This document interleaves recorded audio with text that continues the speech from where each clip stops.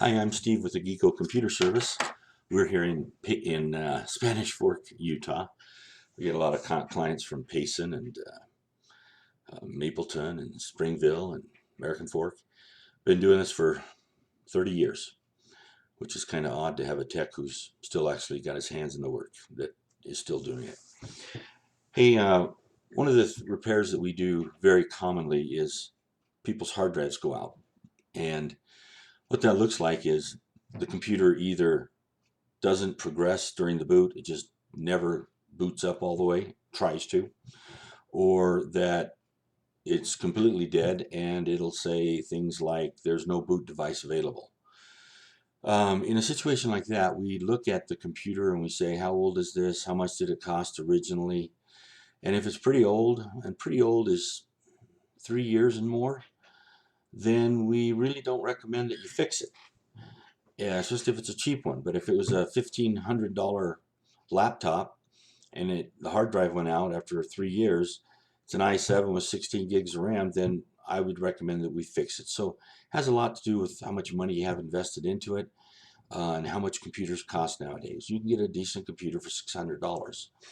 And when I say decent, that's going to be an i5 with 8 gigs of RAM and so on and so forth. But when we do replace hard drives for people, we always recommend that they go with a solid state hard drive.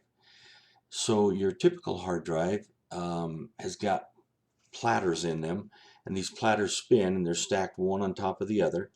6 or 7 of them. They have little fingers that go in between each platter and read the top and bottom of what's on that platter. And the platter, think of a CD with a film on it. It's reading the top and bottom of these things.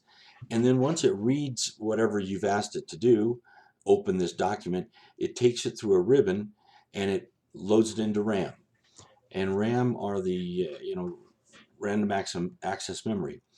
Pretty much, if you want to know what's in RAM, look at your desktop. That's what's in RAM. Windows is running, your Microsoft Word's open, so it's running. Well, a solid state hard drive changes everything because it doesn't have any disks. It's a bunch of flash drives put together. It's a memory chip. And so they take memory chips, put them together, and put them in a little tiny box, and that is your new hard drive. The difference is that everything's already in memory. You don't have to spin anything. You don't have to move a needle. You don't have to read it, put it over in a ribbon. It's already in that electronic state.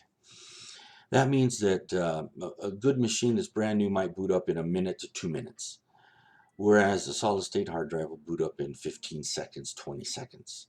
Everything's faster because all of the things that you're asking for from your filing cabinet, from your hard drive, are already in memory. They don't have to be read, loaded into memory, and then used. So that's why I recommend solid state hard drives. It just makes things so much faster. So we'll fix some computers by doing that, and they'll be twice as fast as they were when they bought them new. So think about it. If we can help you, we do that and a million other little things. Love to help you. Ageeko.com, AGEEKO.com. I'm Steve. Have a great day.